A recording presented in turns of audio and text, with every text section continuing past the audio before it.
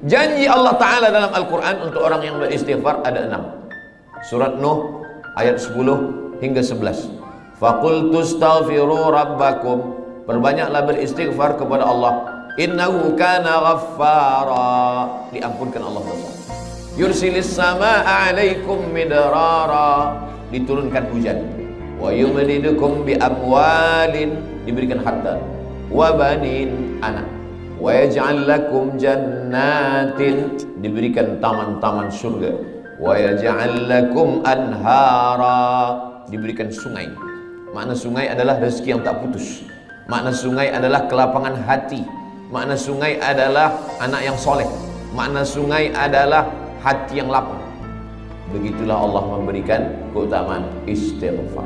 Maka setiap ingat dosa, setiap merasa kita lebih suci, setiap merasa kita lebih mulia, setiap merasa ada hasad dengki, setiap merasa, maka kita katakan astaghfirullahaladzim alladzi la ilaha illa huwal hayyul qayyum wa atubu ilaih.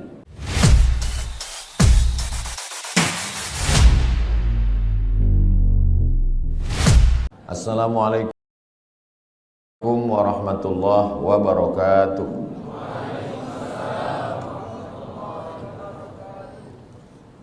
Alhamdulillah wassalatu wassalamu ala Rasulillah sayyidina wa maulana Muhammad ibni Abdillah wa ala alihi wa sahbihi wa man da'a bi da'watihi wa istanna bi sunnatihi ila yaumi liqa'i rabbih wa ba'd.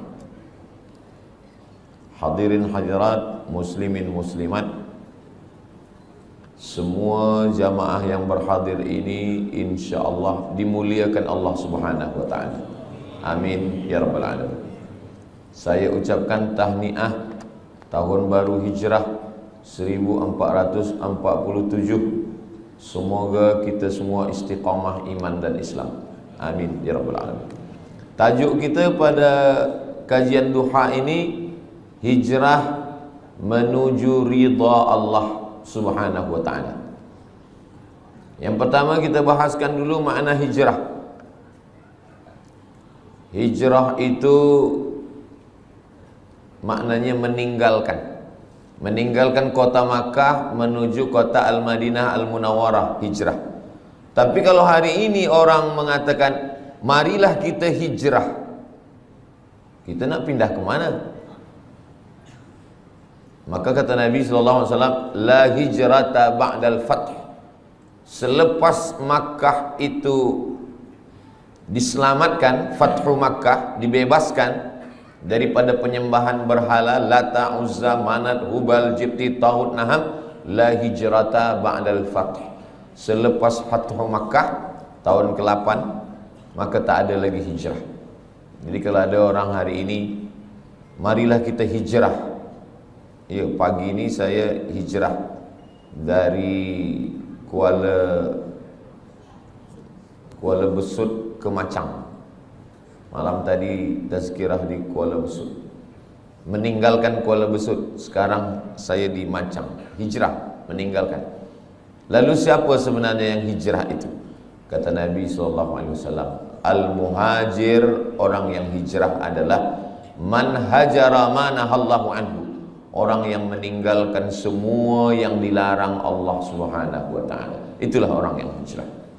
Jadi walaupun dia tiap-tiap tahun meninggalkan tahun 1446 tinggal, sekarang 1447, 1447 tahun hadapan kita akan tinggalkan 1448.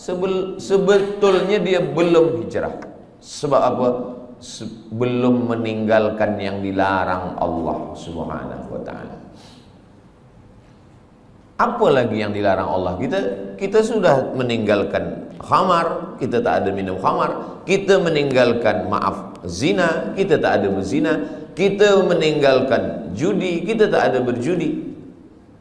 Hasanatul abrar, sayyiatul muqarrabin. Menurut orang biasa-biasa sahaja itu baik, tapi menurut orang yang amat sangat dekat dengan Allah, itu perbuatan yang tak baik. Menurut orang yang biasa baik, tapi menurut orang yang sudah amat dekat dengan Allah, itu sesuatu yang tak baik. Apa maksudnya? Banyak perbuatan yang kita sangka tak dosa, tapi sebenarnya dia adalah dosa. Ambil contoh, inni la astaghfiru ila rabbi wa atubu ilai. Kata Nabi sallallahu alaihi wasallam, saya beristighfar minta ampun kepada Allah mi'ata marrah, 100 kali sehari semalam. Padahal Nabi maksum, Nabi tak ada dosa, Nabi suci, Nabi bersih. Kenapa Nabi beristighfar? Hadis ini muskil, problem. Maka dibahaskan oleh para ulama. Kenapa Nabi beristighfar 100 kali sehari semalam? Padahal dia tak ada dosa, tak ada silap, tak ada salah. Rupanya dosa Nabi bukan minum khamar, na'udzubillah, bukan syirik, na'udzubillah. Dia merasa kalau dia lupa sesaat sahaja, dia sudah anggap itu sebagai dosa kepada Allah Subhanahu wa ta'ala. Jadi makna hijrah adalah meninggalkan sesuatu walaupun nampaknya kecil, tapi dia membuat kita jauh daripada Allah Subhanahu wa ta'ala. Saya sudah hijrah, Ustaz Abdul Samad, saya tak ada buat dosa lagi. Ketika kita mengatakan kita tak berdosa, sebenarnya kita sedang berdosa. Dosa kita apa? Dosa merasa diri kita suci. Orang yang pernah berbuat dosa, selepas itu dia bertaubat, lebih baik daripada orang yang merasa beramal lalu melihat orang lain adalah penghuni neraka. Maka kita ini adalah orang yang pernah berbuat salah, pernah silap, pernah khilaf, pernah melanggar sunnah Rasulullah sallallahu alaihi wasallam. Selepas itu kita bertaubat kepada Allah Subhanahu wa ta'ala. Maka kalau kita tengok dalam sembahyang, dari mula takbiratul ihram sampai kepada salam, dari mula kita angkat tangan Allahu Akbar sampai kepada salam, tidak ada di dalam sembahyang itu doa jauhkan aku dari riba, jauhkan saya dari zina, jauhkan saya dari khamar. Tak ada. Cubalah tengok bacaan solat itu.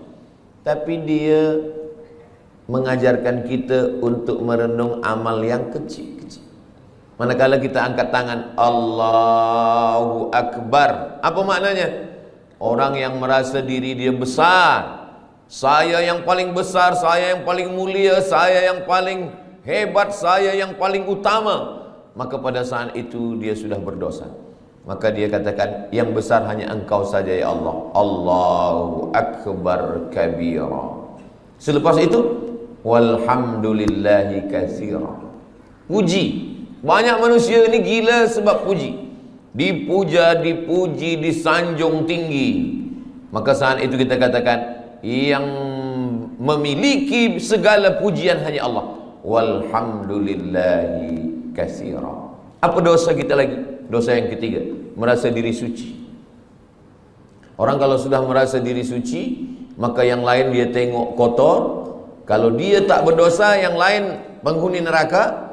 Maka saat itu kita katakan wa subhanallahi bukratan wa asila. Tiga inilah yang mencelakakan manusia. Pertama, merasa besar. Kedua, merasa terpuji. Ketiga, merasa suci. Maka tiga ini dibersihkan dalam sembahyang. Allahu Akbar kabira, walhamdulillahi katsira, wa subhanallahi bukratan wa asila. Kira-kira kita yang hadir ramai di Masjid Jami' Sultan Yahya Petra Macang ini, beramai-ramai tuan imam, datuk-datuk, datin-datin, semua yang berhadir jemaah ini, siapakah di antara kita ini yang terkena penyakit yang tiga ini? Pertama, merasa besar. Yang kedua, merasa dipuji. Yang ketiga, merasa suci. Tak ada yang tahu. Tapi kalau ditengok daripada zahirnya, yang merasa mulia adalah Ustaz Abdul Samad, sebab dia duduk tinggi, yang lain rendah di lantai. Siapa yang merasa dipuji-puji? Ustaz Abdul Samad juga dipuji-puji orang. Siapa yang merasa diri dia suci? Saya juga. Mungkin saya merasa diri saya lebih suci daripada orang lain. Jadi sebenarnya yang saya sampaikan ini bukan untuk orang lain, untuk diri saya dulu. Bila saya tunjuk orang, sebenarnya saat itu untuk orang lain satu jari saja, satu telunjuk saja. Yang keempat ini adalah untuk diri sendiri. Jangan engkau merasa diri engkau besar. Allahu Akbar kabira. Jangan engkau puji-puji gila dengan pujian. Walhamdulillahi katsira. Jangan engkau merasa diri engkau suci. Wa subhanallahi bukratan wa asila. Jadi hijrah ini dibagi kepada 3. Hijrah yang pertama, hijrahnya awam, hijrahnya orang yang paling rendah. Hijrah meninggalkan syirik, hijrah meninggalkan zina, hijrah meninggalkan khamar, hijrah meninggalkan riba, hijrah meninggalkan ghibah. Hijrah nampak. Tapi ada hijrah yang kedua, hijrah meninggalkan takbur. Tak nampak. Kalau khamar, nampak dia minum khamar. Kalau judi, nampak dia main judi. Tapi judi dululah. Dulu orang main judi memang nampak. Sekarang tak nampak. Nampak macam baca Quran. Rupa judi online. Judi nampak. Orang yang minum khamar tahu bahwa dia sedang buat dosa. Orang yang berzina tahu bahwa dia sedang buat dosa. Orang yang sedang berjudi tahu bahwa dia sedang buat dosa. Ini hijrah yang rendah sekali. Tapi ada hijrah yang lebih tinggi lagi. Orang yang merasa diri dia sudah beramal, orang yang merasa diri dia paling banyak sedekah, orang yang merasa diri dia paling banyak zikir, saya yang paling banyak sembahyang sunat, saya yang paling banyak pergi ke Makkah setahun 2 kali, saya yang paling banyak. Makanya ada kitab Talbis Iblis. Iblis itu bila dia tak berhasil mengajak orang minum khamar, bila dia gagal mengajak orang berzina, bila dia gagal mengajak orang syirik, dia masuk dari pintu yang kedua. Apa itu? Dia buat orang merasa beramal. Yang pertama ni banyak orang sukses, banyak orang berhasil. Dia tidak berjudi, dia tidak berzina, dia tidak minum khamar. Tapi manakala iblis masuk dari pintu level yang kedua, yang lebih tinggi, yaitu merasa diri lebih mulia, merasa diri sudah banyak amal, merasa diri penghuni surga, merasa yang lain adalah kotor. Pada saat itu, apa kata Nabi SAW? Man kana fi qalbihi, siapa yang dalam hatinya mithqala habbatin min khardalin min kibrin, siapa yang dalam hatinya ada sombong, angkuh sebesar biji sawi, la yadkhulul jannah, tak masuk surga. Man kana fi qalbihi, siapa yang dalam hatinya mithqala habbatin min khardalin min kibrin, ada sombong, merasa diri lebih saja. Iblis masuk ke dalam neraka bukan kerana digoda syaitan. Tidak ada satu pun ayat, tak ada satu pun hadis yang mengatakan bahwa iblis masuk ke neraka kerana digoda syaitan. Tak ada. Sebab apa? Sebab syaitan dialah induk syaitan. Macam mana syaitan nak goda dia? Iblis tidak pernah menyembah Lata, Uzza, patung, kayu, batu, hantu. Tak ada. Iblis tidak menyembah apapun. Dia menyembah Allah. Lalu kenapa dia keluar daripada surga? Allah Ta'ala bertanya. Allah bertanya bukan Allah tak tahu. Allah Maha tahu. Tapi Allah nak bagi tahu bagi sesiapa sahaja yang tak tahu. Malaka anta takabbara fiha. Kenapa engkau merasa diri engkau besar? Engkau merasa diri engkau mulia, wahai iblis. Apa kata iblis? Khalaqtani min nar. Engkau ciptakan aku daripada api. Wa khalaqtahu min tin. Adam kau ciptakan daripada tanah. Ana khairum minhu. Saya lebih mulia daripada dia. Iblis dikeluarkan daripada surga bukan kerana minum khamar, bukan kerana berzina, bukan kerana menyembah berhala, bukan kerana perbuatan yang zahir, tetapi kerana perbuatan yang batin. Jadi hijrah kita adalah meninggalkan yang zahir. Selepas itu level yang kedua adalah meninggalkan yang batin. Hasad, dengki, busuk hati, merasa mulia, merasa lebih hebat, merasa banyak amal. Tapi ada yang lebih tinggi lagi, lalai mengingat Allah Subhanahu wa ta'ala. Wala takum minal ghafilin. Jangan jadi orang lalai.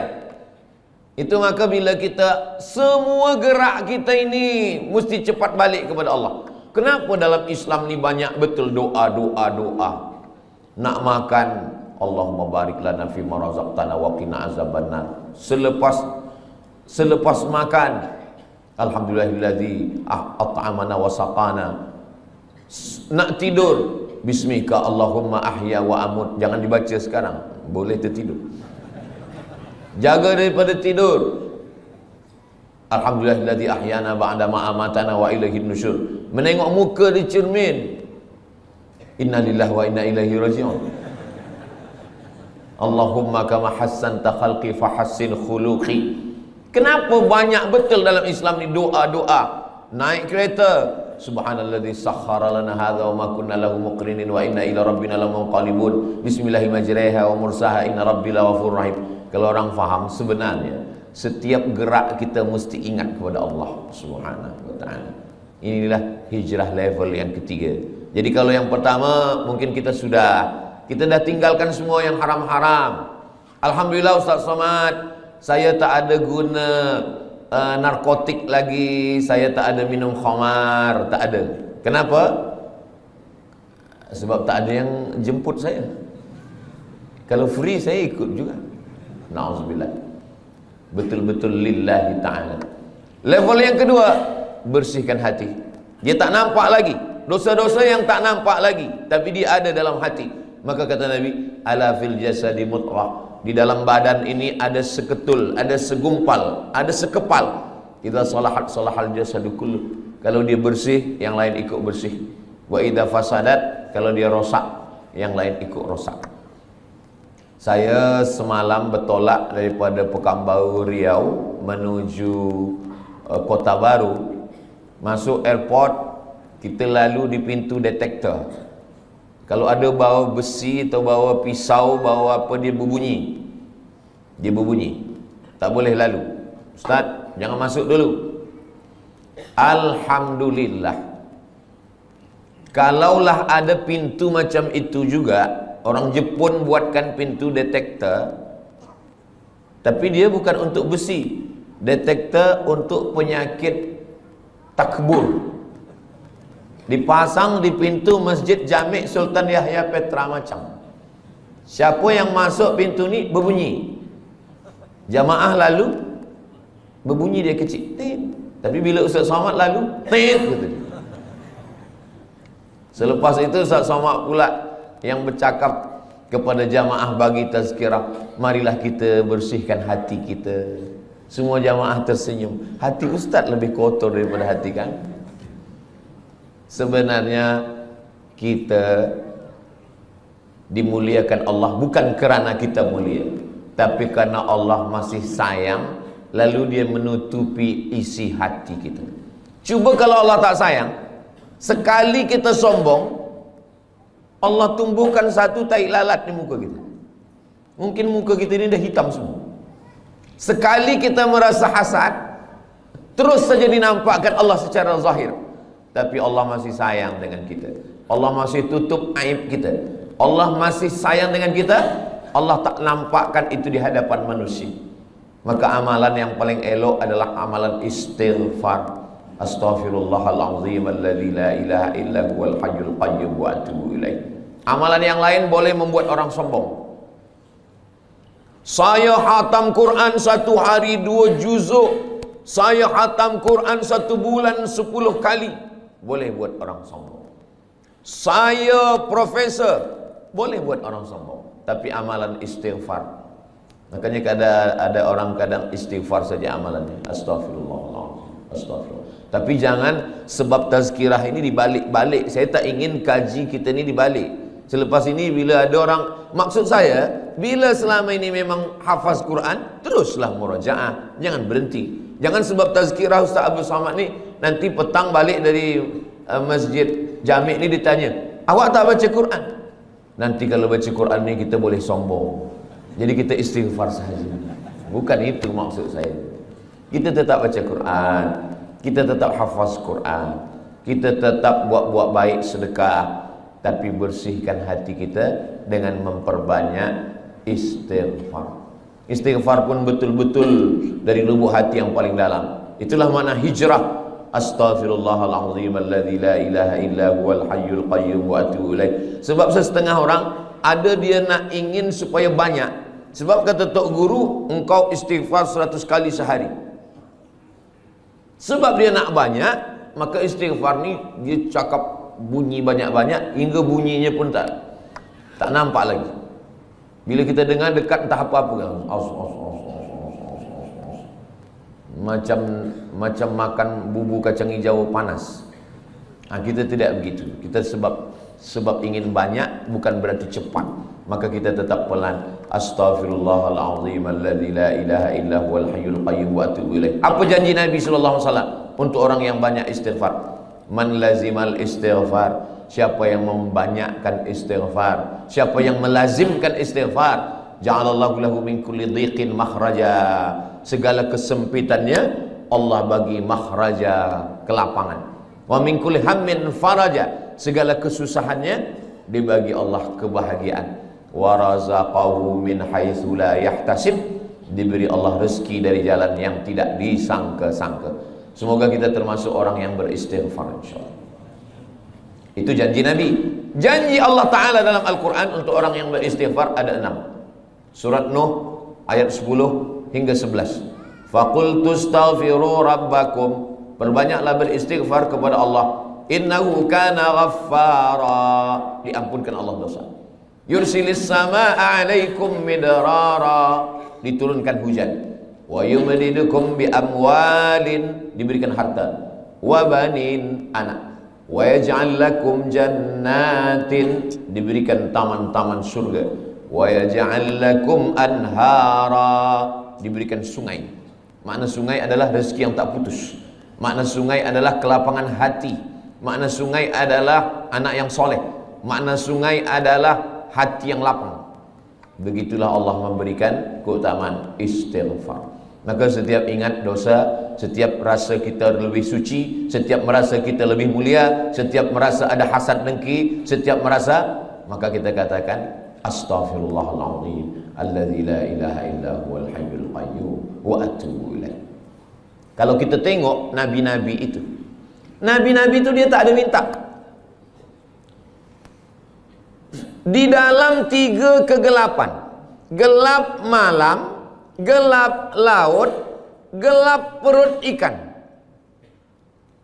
Dalam gelap malam 1 gelap, dalam gelap laut 2 gelap, gelap perut ikan 3 gelap. Dan dia tak ada minta, keluarkan aku dari gelap ini, terangkanlah ya Allah. Tak ada. Apa doa? Apa minta dia? La ilaha illa anta subhanaka inni kuntu minaz zalimin. Anak kita pun hafaz. Cuma kadang kita lupa. Bila lampu padam, kita pun terkejut. Padahal kita hafaz. La ilaha illa anta subhanaka inni kuntu minaz zalimin. Banyak orang menghafaz doa. Banyak orang menghafaz doa, tapi setakat menghafaz.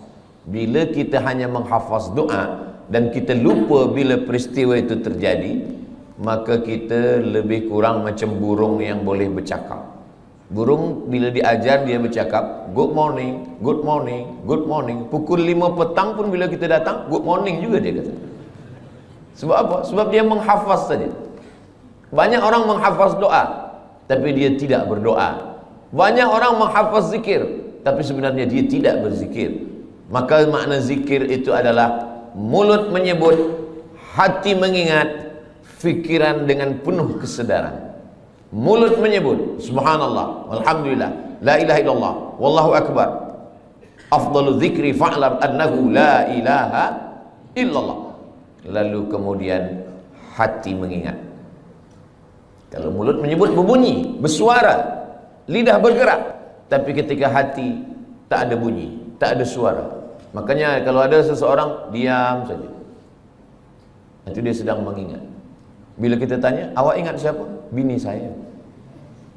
Alhamdulillah, asal jangan bini orang, na'udzubillah.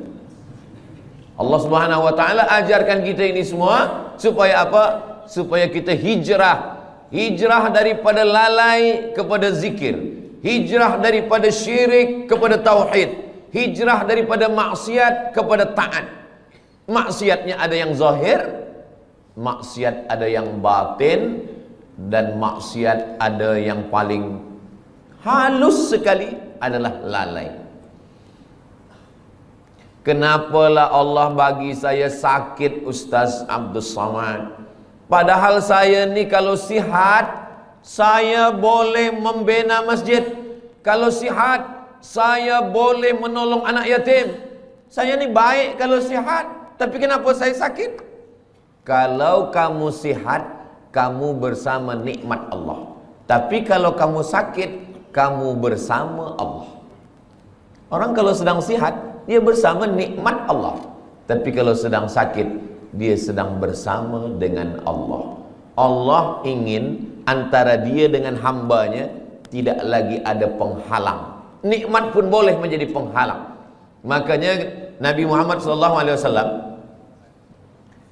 apa kata Allah Ta'ala? Yas'alunaka 'anil khamri wal maisir.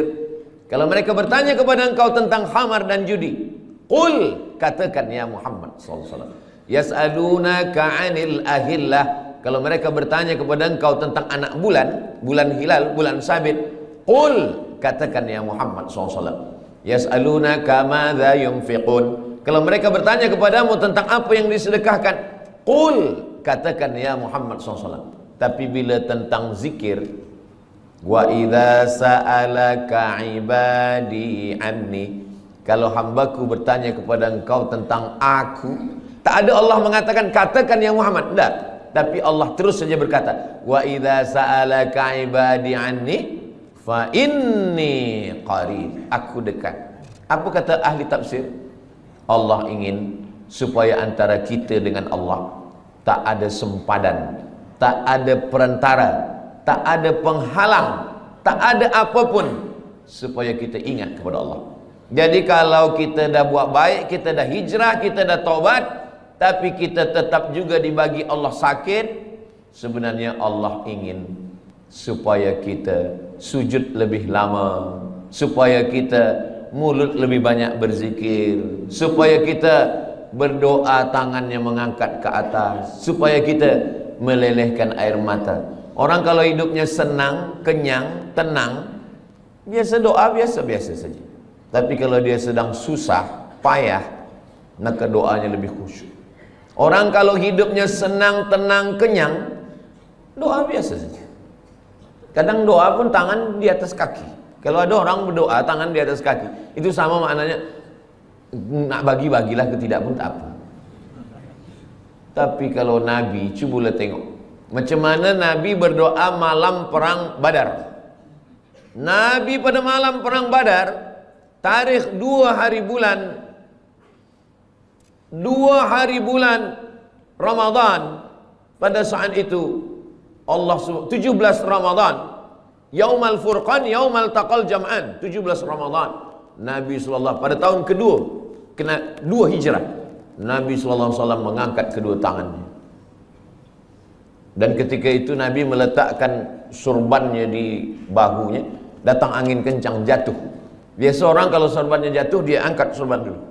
Tapi Nabi tetap. Datang Sayyidina Abu Bakar Siddiq, hasbuka ya Rasulullah, cukuplah itu ya Rasulullah.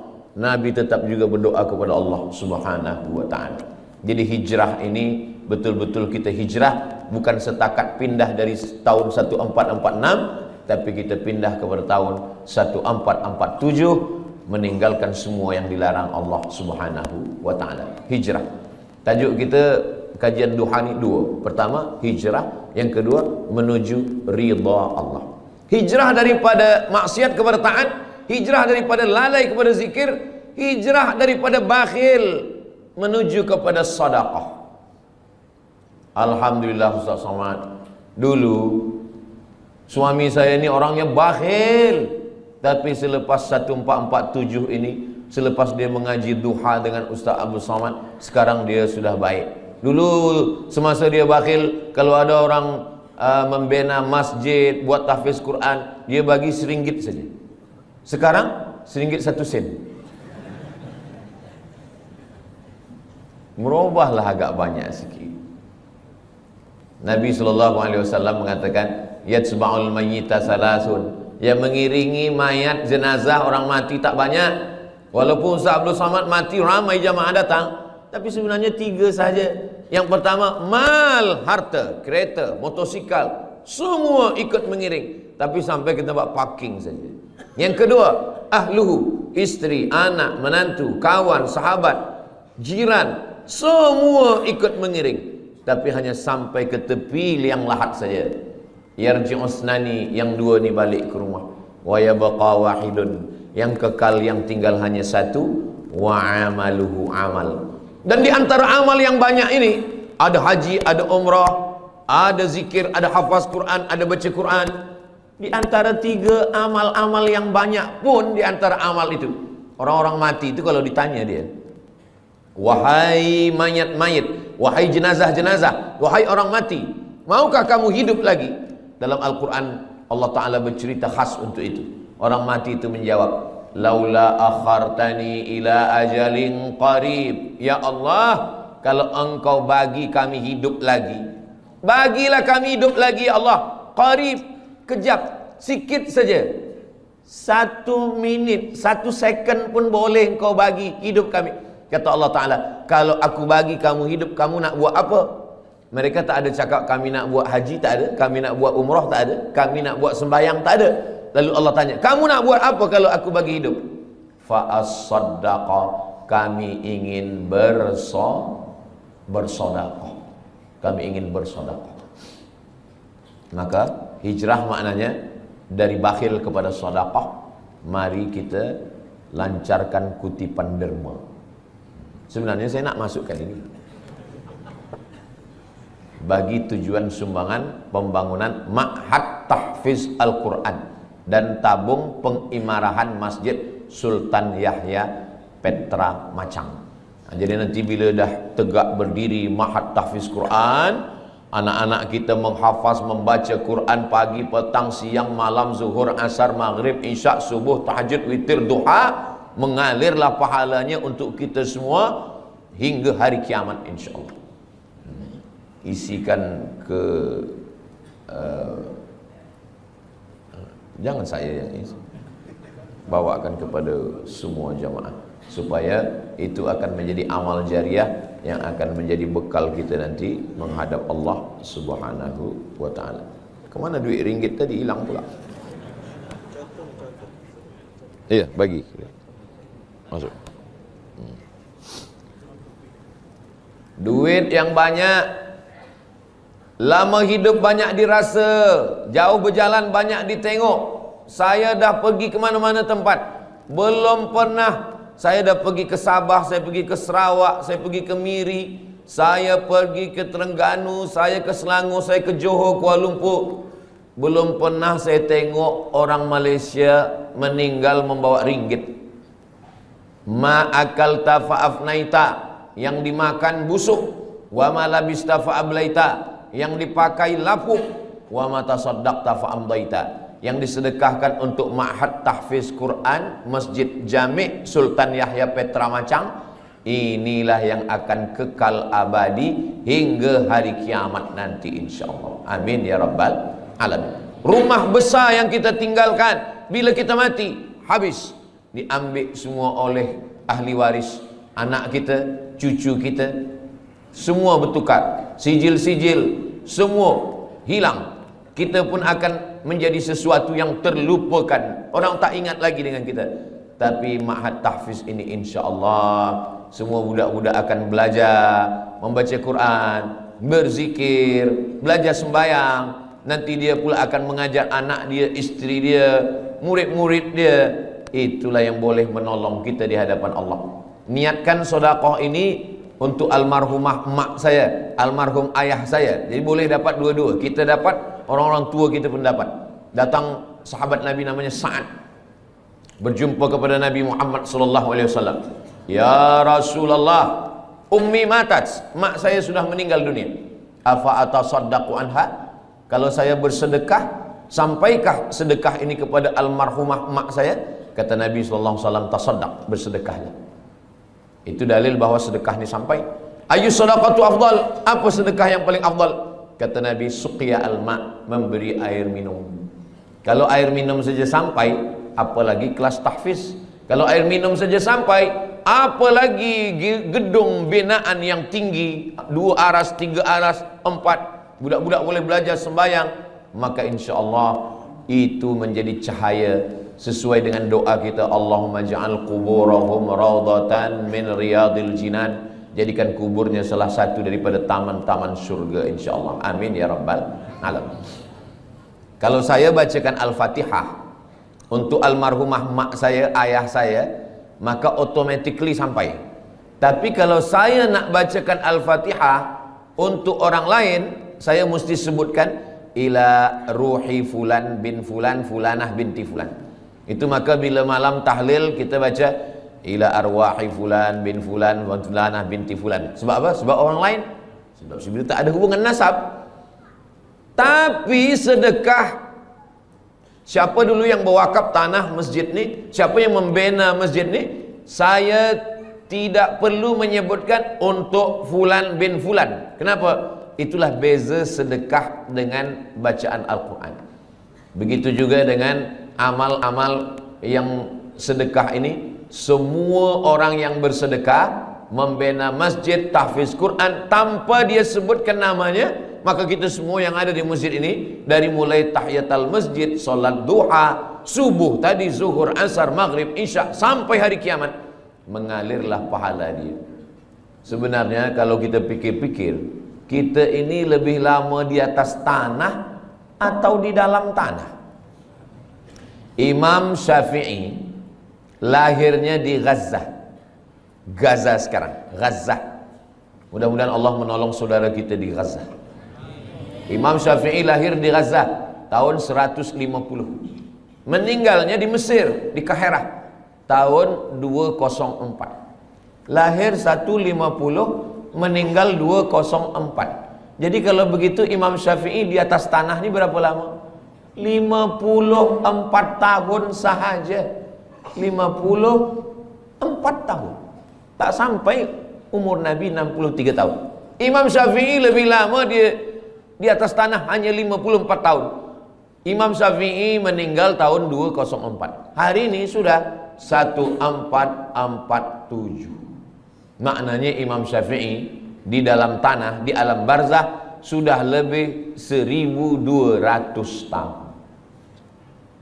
Tapi Imam Syafi'i amal dia tak putus. Malaysia, Patani, Brunei Darussalam, Moro Filipina, Indonesia, Yaman, Mesir, Iraq, Jordan, semua bermazhab Syafi'i. Jadi kalau kita tengok jam, itu setiap detik, itu setiap second, itu orang menyebut Syafi'i, Syafi'i, Syafi'i, Syafi'i, Syafi'i, Syafi'i. Dari mana kita tahu sembahyang? Dari perukunan Melayu. Perukunan Melayu itu diambil daripada mana? Dari kitab Sabilal Muhtadin, Syekh Muhammad Arsyad Al-Banjari. Sabilal Muhtadin diambil daripada mana? Dari kitab-kitab fiqh mazhab Syafi'i. Kitab fiqh mazhab Syafi'i yang paling kecil, Matan Taqrib. Yang agak besar, Fathul Qarib. Yang lebih besar, I'anatul Talibin. Yang lebih besar, Kanzur Raghibin Mahalli. Yang lebih besar lagi, Al-Majmu' Syarah Muhazzab, Imam Nawawi. Imam Nawawi itu siapa? Imam Nawawi, imam besar kedua dalam mazhab Syafi'i. Imam Nawawi dapat ilmu dari mana? Dari guru-guru dia, sampailah kepada Imam Al-Muzani, sampai kepada Imam Al-Buaiti, sampai kepada Imam Rabi'. Lalu kemudian Imam Buaiti, Imam Muzani, Imam Rabi' ini dapat, Al-Muradi ini dapat ilmu dari mana? Mereka belajar kepada Imam Syafi'i. Tadi saya sarapan makan pagi di hotel. Selepas itu datang seorang, muka dia saya tengok macam Arab. Lalu dia tanya, ini orang yang ada di sini ni mazhabnya apa? Kata dia. Kata saya, ini negeri Melayu ni mazhabnya ala madhabil Imam Syafi'i. Mereka ni semuanya mazhab Syafi'i, kata saya. Oh, kata dia, rupanya dia subuh tadi sembahyang di masjid. Dia terkejut. Saya tanya, awak dari mana? Saya dari Perancis, dari Paris, kata dia. Oh, Paris ni mazhab apa agaknya? Negeri awak dari mana? Saya dari Aljazair Maghribi, Aljazair, Tunisia, Libya, Mauritania, Andalusia. Itu mazhabnya mazhab Maliki. Patutlah dia terkejut. Mungkin dia tak tahu tentang mazhab Syafi'i. Macam mana beza Maliki dengan Syafi'i ini?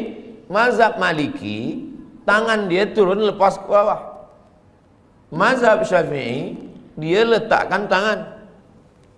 Maliki lepas ke bawah. Mazhab Maliki tak ada baca bismillah, terus saja alhamdulillah. Allahu akbar. Alhamdulillahi rabbil alamin. Oh, kalau begitu Makkah Madinah itu Maliki. Tak, itu Hambali. Hambali ada bismillah tapi kecil aja. Alhamdulillahi rabbil alamin. Sedangkan mazhab Syafi'i bismillah dia jahar. Bismillahirrahmanirrahim. Subuhnya mazhab Syafi'i berkunut selepas rukuk. Sami'allahu liman hamidah. Allahumma hdina fi man hadait. Maliki kunut dia selepas ayat sebelum rukuk. Qul huwallahu ahadunillahus samadu lam yalid wa lam yulad wa lam yakul lahu kufuwan ahad. Kunut dia tak berbunyi. Mazhab Syafi'i kunut dia setengah berbunyi, setengah sir. Mazhab Maliki kunut dia tak berbunyi semua. Mazhab Hambali tak berkunut. Kalau suami saya Ustaz Abdul Somad, dia tak berbunyi, tak berkunut dan tak sembahyang. Itu mazhab Abu Lahab lah. Saya ingin nak sampaikan, walaupun Imam Syafi'i duduk atas dunia ni 54 tahun, tapi amal dia 1200 tahun sampai hari kiamat. Orang masih tetap waqala al-Imam Syafi'i, waqala al-Imam Muhammad bin Idris Asy-Syafi'i. Kita apa yang boleh kita tinggalkan? Meninggal kita hari ini, esok orang dah lupa dengan kita. Kita hidup sekarang 3 hari kita tak isi status di FB, orang dah lupa dengan kita. Itu maka lepas program ini nanti kita status. Supaya apa? Supaya kita saling mengingatkan, watawasau bil haq watawasau bis sabr. Saya cuma nak mengingatkan bahawa imam-imam yang mulia-mulia itu mereka sudah meninggalkan amal. Kita apa yang nak kita tinggalkan? Inilah yang kita nak tinggalkan. Ma'had Tahfiz Quran Masjid Jami' Sultan Yahya Petra Macang. Kalau nanti tegaklah binaan Tahfiz Quran ini, Ustaz Abdul Somad balik ke Pekanbaru Riau. Ustaz Abdul Somad bukan orang Kelantan. Ustaz Abdul Somad duduk kat Sumatera, bukan Semenanjung, tapi pahalanya tetap sampai. Mudah-mudahan Ustaz Abdul Somad dapat juga pahalanya, insyaAllah. Dari bunyi aminnya nampaknya kurang bersetuju. Amin ya rabbal alamin. Tajuk kita kajian duha ini dua. Yang pertama hijrah, yang kedua menuju ridha Allah. Hijrah kita dah bahas, sekarang kita bahas tentang ridha Allah. Apa ridha ini? Ridha ini kata ulama, makna ridha adalah sururul qalbi bimururil qada. Itulah ridha. Sururul qalbi bimururil qada. Hati merasa senang ketika takdir Allah berlaku pada diri. Itulah dia ridha. Hati senang ketika takdir Allah berlaku pada diri. Saya sudah pikir-pikirkan. Sembayang insya-Allah kita boleh. Puasa insya-Allah kita tahan. Keluar duit pergi haji, tawaf, sa'i, wukuf di padang Arafah, mabit di Muzdalifah, Mina, melontar jumrah, insya-Allah kita sanggup. Diri saya sendiri, yang paling berat dalam ajaran Islam ini adalah ridha. Ridha inilah yang paling berat. Maka saya jarang sekali membahaskan tentang ridha, sebab ridha ini berat. Tapi bila saya sampai ke Masjid Jami' ini, saya tanya Tuan Imam, apa tajuk kita? Hijrah menuju ridha Allah. Ini mesti saya sampaikan. Tak boleh tak disampaikan. Sururul qalbi bimururil qada. Petang semalam saya duduk dengan ahli keluarga yang menjadi aksiden beberapa waktu lalu, meninggal beberapa penuntut student daripada Terengganu dalam aksiden bas. Lalu kemudian saya diminta untuk menyampaikan ayat-ayat Al-Quran untuk memberikan kesabaran, ketabahan. Saya bila menyampaikan itu, yang terpikir dalam hati dan pikiran saya, Ustaz Somad suruh orang sabar, bacakan ayat. Tapi yang meninggal ni anak orang lain. Macam mana kalau anak ustaz yang kena? Mungkin kalau anak saya yang berlaku pada anak saya, ahli keluarga saya, mungkin ayat itu pun hilang, hadis-hadis itu pun terbang. Tapi itulah Allah Subhanahu wa taala. Maka dia suruh ketika orang lain yang kena musibah, kita yang memberikan kesabaran. Ketika ada dua orang perempuan, seorang perempuan ni anak dia meninggal, datanglah jiran dia mengatakan, sabar, engkau sayang pada anak engkau, Allah lebih sayang. Allah pinjamkan anak itu kepada engkau setahun, 2 tahun, lepas tu dia ambil. Sabar ya, sabar. Lalu jiran dia ni pun sabar. Rupanya tak lama selepas itu anak dia pula meninggal. Menangis dia lebih kuat lagi. Rupanya kita ni paling senang adalah menasihati orang lain. Tapi bila kita yang terkena, suatu ketika Nabi lalu dikubur. Masa Nabi dilalu dikubur tu, rupanya ada seorang perempuan sedang berziarah di kubur anaknya. Kata Nabi, sabar. Sabar ya, kata Nabi. Dia marah. Apa kata dia? Alaika anni innaka lam tusab bi musibati. Pergi engkau sana. Jangan suruh saya sabar. Engkau mengatakan suruh sabar-sabar tu sebab engkau tak kena musibah macam saya. Pergi sana. Selepas itu orang bagi tahu dia, kamu tahu tak siapa yang kamu halau tadi? Tidak, itu Nabi. Oh. Lepas itu dia pun pergi jumpa Nabi SAW. Ya Rasulullah, maafkan saya. Saya tadi memang tersilap, terlupa saking susahnya hati saya. Saking kan sedihnya hati saya, anak saya meninggal, maka saya halau engkau ya Rasulullah. Kata dia, sekarang saya dah sabar ya Rasulullah. Apa kata Nabi? Innamas sabru fi sadmatil ula. Sabar itu pada pukulan yang pertama. Pada saat kita terpukul yang pertama, disitulah nampak mana yang ridha, mana yang tidak. Mudah-mudahan kita dibagikan Allah keridhaan insyaallah. Ustaz, pernahkah mengalami musibah? Ya, saya ikut exam untuk menjadi pensyarah. Dari mula bawah saya dah ikut. Dia tanya mana sijil BA. Nih, sijil BA daripada Azhar. Mana sijil master? Nih, sijil master daripada Darul Hadis Al-Hasaniyah Maghribi. Berapa tulis dulu tesis? Nih, saya tulis Rijalul Muwatta' was Sahihain alladzina dha'afuhumun Nasa'i fi kitabid du'afa wal matrukin jam'an wa dirasatan. Nih, selepas itu semua dah okey, selepas itu temu bual. Dia tanya, awak baru balik dari Maghribi? Ya. Nak jadi pensyarah? Ya. Dah berapa lama mengajar? Belum ada, sebab baru balik lagi. Tinggal berdua saja. Yang akan menjadi pensyarah ni seorang saja, dan kami berdua.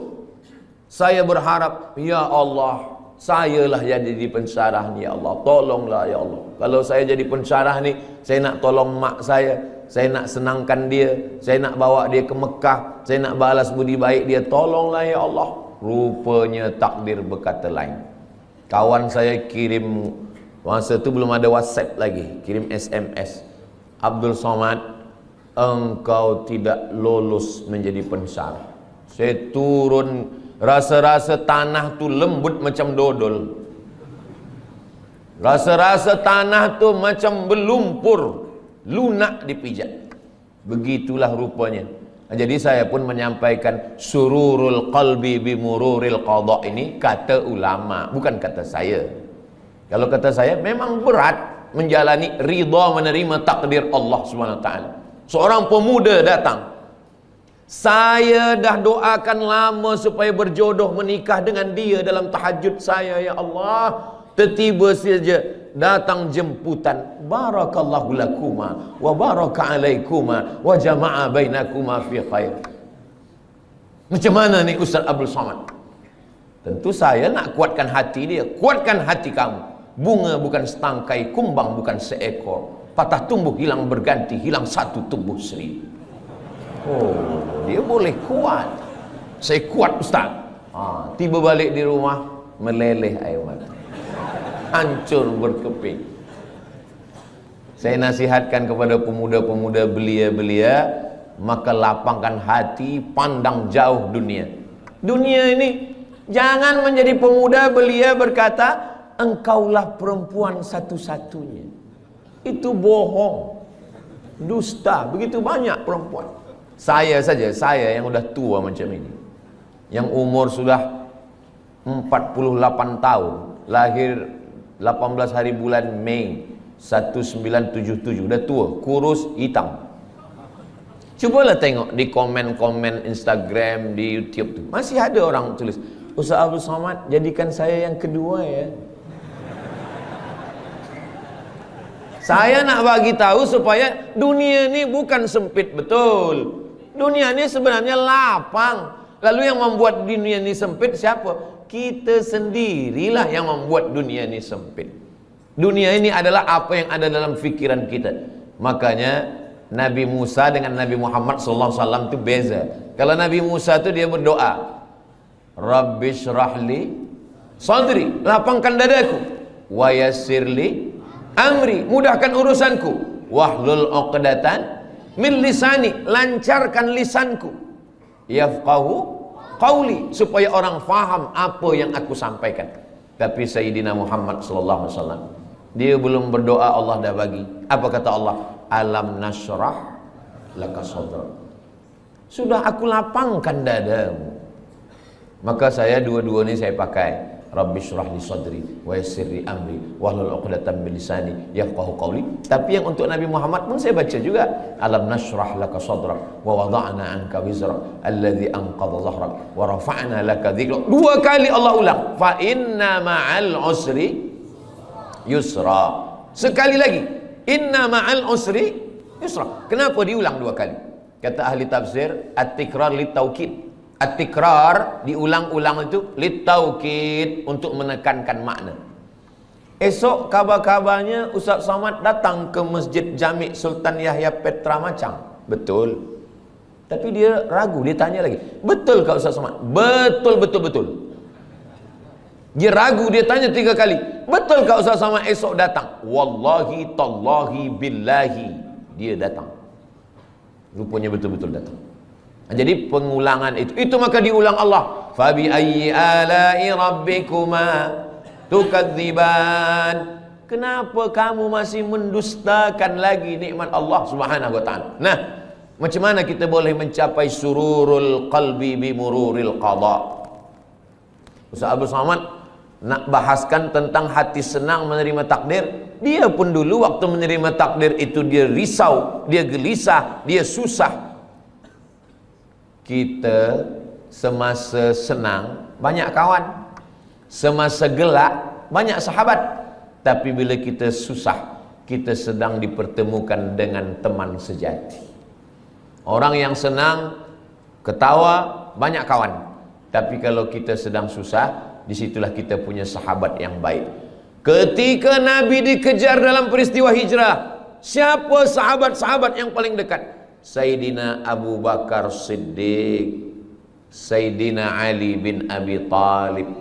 Maka kalau kita ingin ridha kepada takdir Allah, jangan bersendirian. Man syadza finnar, siapa yang sendiri-sendiri masuk neraka. Alaikum bil jamaah, maka hendaklah kita berjamaah. Masalul mukminin kamatsalil asjar. Orang beriman ini macam pokok kayu. Pokok kayu kalau dia sebatang, datang angin kencang patah. Tapi kalau pokok kayu ini ramai, pokok kayu yang ramai, datang angin dari sini, ditolong kayu yang ini. Datang angin dari sini, ditolong kayu sini. Maka kita bersama-sama berjamaah, jangan bersendirian. Sembayang berjamaah. Ini kadang pemuda belia ni sekarang bila kita tanya, kenapa awak tak pernah datang ke Masjid Jami'? Saya tengok tak pernah ke surau. Kenapa tak sembayang berjamaah? Saya nak jaga hati saya supaya jangan riak.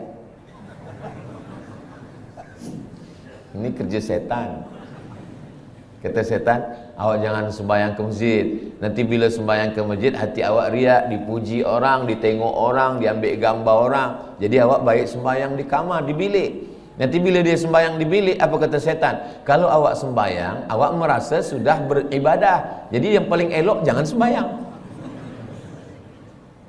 Alladzi yuwaswisu fi sudurin nas minal jinnati wan nas. Yang berbisik ni dua. Yang pertama jinnati, yang kedua nas. Kalau yang berbisik ini jinnati, senang kita nak halau dia.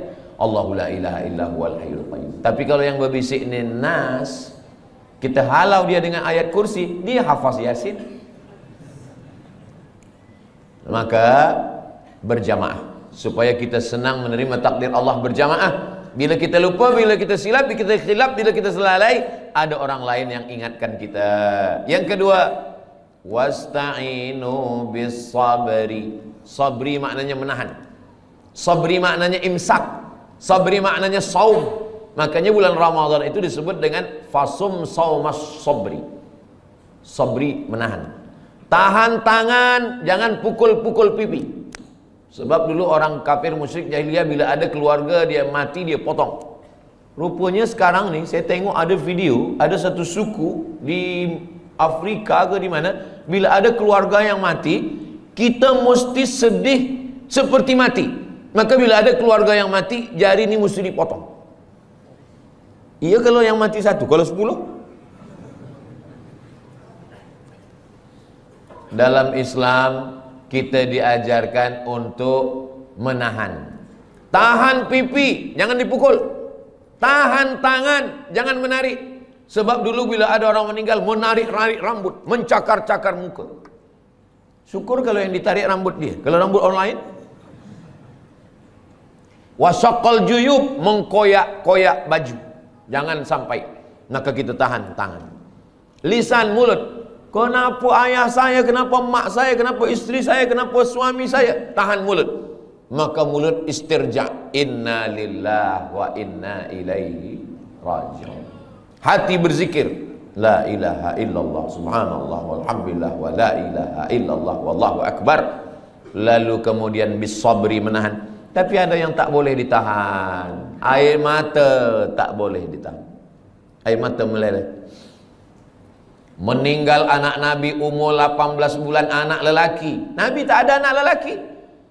Qasim meninggal, Sayyidina Abdullah meninggal, Zainab meninggal, Ruqayyah meninggal, Ummu Kulthum meninggal. 3 anak perempuan meninggal. Sayyidatuna Fatimah meninggal 6 bulan selepas Nabi meninggal.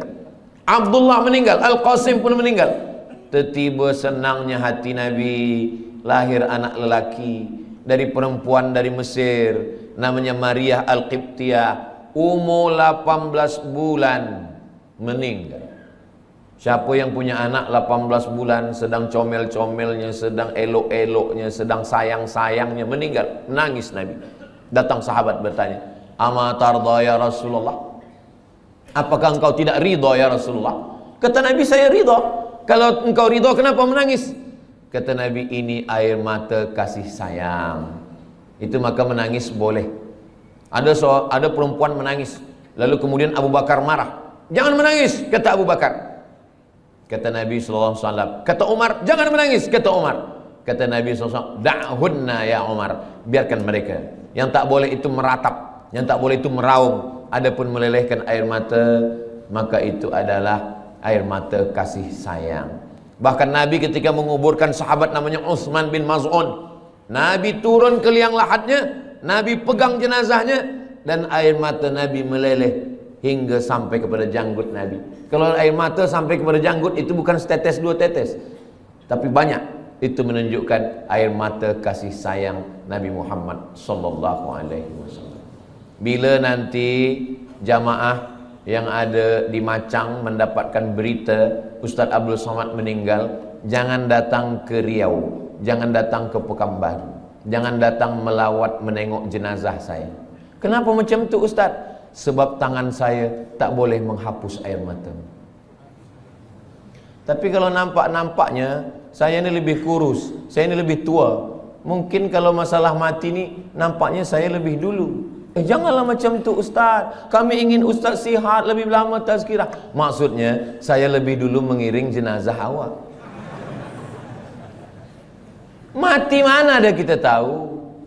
Orang mati itu bukan kerana dia berperang, orang mati bukan kerana dia naik kereta. Orang kalau udah sampai ajalnya, duduk di rumah, makan, batuk pun mati. Itulah punca daripada tauhid. Tapi kalau manusia berpikir, kalaulah dulu dia tak pergi, kalaulah dulu dia begini, kalaulah dulu dia tak minum, kalaulah dulu dia tak banyak makan, kalaulah dulu, kalau. Itulah yang merosakkan fikiran manusia. Satu kalau akan disusul oleh, kalaulah dulu dia tak banyak minum gula, kalaulah dulu dia tak makan kambing, kalaulah dulu dia tak makan roti, kalaulah dulu dia tidak. Padahal yang tak makan pun mati juga. Maka sebenarnya kulu, makanlah, washrabu, minumlah, wala tusrifu, jangan mubazir, jangan melampau, jangan berlebih-lebihan. La ta'tadu, jangan melampau. Innallaha la yuhibbul mu'tadin. Allah tak suka pada orang yang melampau. Lalu kemudian bagaimana cara supaya kita ni boleh ridha? Nanti sampai masanya kita semua akan disila masuk ke dalam syurga Allah. Apa kata malaikat? Apa kata Allah? Wasiqal ladzina taqaw rabbahum ilal jannati zumara. Mereka semuanya akan dibawa masuk ke dalam surga. Begitu mereka sampai di surga, apa kata malaikat? Salamun qawlam mir rabbir rahim. Apa kata malaikat? Salamun alaikum, selamat, tahniah, tibatum, kamu sudah berbuat baik. Fadkhuluha khalidin, masuklah kamu ke dalam surga khalidin, kekal selamanya, tak keluar lagi daripada surga. Mudah-mudahan kita semua masuk surga insyaallah. Selepas kita masuk surga semua, Allah bertanya, madza turidun? Wahai orang yang sudah masuk surga, madza turidun? Kamu nak apa lagi? Apa yang kamu nak? Semua dah ada. Semua sudah ada di surga. Tapi kemudian mereka berkata, kami nak satu ya Allah. Yang belum ada satu. Semua dah ada. Makanan semua dah ada. Tapi ada satu yang kami belum dapat. Apa dia? Ridhamu. Kata Allah, yang dapat ridhaku hanya orang yang ridha menerima takdir. Itulah kenapa kita selalu berdoa masa kita tawaf, subhanallah walhamdulillah wa la ilaha illallah wallahu akbar. Begitu kita sampai pada rukun yamani, menuju kepada Hajar Aswad, doa kita berubah, Rabbana atina fid dunya hasanah wa fil akhirati hasanah wa qina adzabannar. Selepas itu kita tambah, Allahumma inna nas'aluka ridhaka wal jannah. Jangan minta surga. Kenapa? Sebab semua umat Nabi Muhammad SAW masuk surga. Tapi mintalah ridha. Masuk surga belum tentu dapat ridha, tapi kalau dapat ridha pasti dapat surga. Wala saufa yu'tika rabbuka fatarda. Mudah-mudahan yang menyampaikan, yang mendengar semuanya mendapatkan ridha dan mendapatkan surga Allah Subhanahu wa taala. Itulah tajuk yang saya sampaikan pagi ini. Kajian duha kita adalah hijrah menuju ridha Allah Subhanahu wa taala. Tadi saya sampaikan pukul 9, sekarang sudah pukul 10. 60 menit. Itu biasa tazkirah Ustaz Abdul Somad. Tak lebih, tak kurang. Mudah-mudahan apa yang saya sampaikan ini menjadi amal jariah buat kita semua. Kita sampaikan kepada kawan sahabat jamaah semua, dan kita semuanya hijrah, dan kita semuanya mendapatkan ridha Allah Subhanahu wa taala. Amin ya rabbal alamin. Banyak cakap saya, kata-kata yang tak berkenan di hati, menyinggung perasaan. Saya Al-Faqir Abdul Somad, hamba Allah yang dhaif. Mohon maaf atas segala silap, khilaf dan salah. Terima kasih segala perhatian. Saya tutup dengan pantun penutup. Menangkap puyuh di Bukit Selasih. Thank you dan terima kasih. Wassalamualaikum warahmatullahi wabarakatuh. Siapa mulai berhenti, amal jariah terus mengalir walau sudah mati.